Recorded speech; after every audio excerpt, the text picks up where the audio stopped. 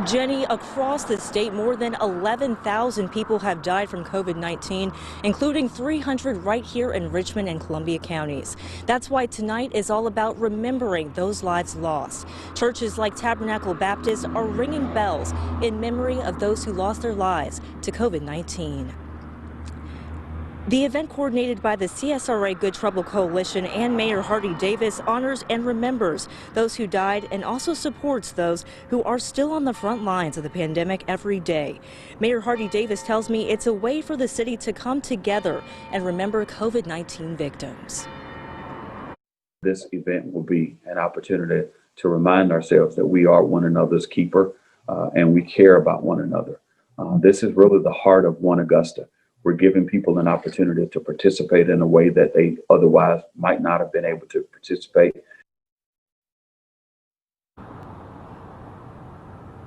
The public is invited to join the memorial service via live stream. Also tonight, President-elect Joe Biden and Vice President-elect Kamala Harris will be hosting a memorial service for COVID-19 victims in Washington, D.C. In Augusta, Denise Jefferson, WJBF News Channel 6.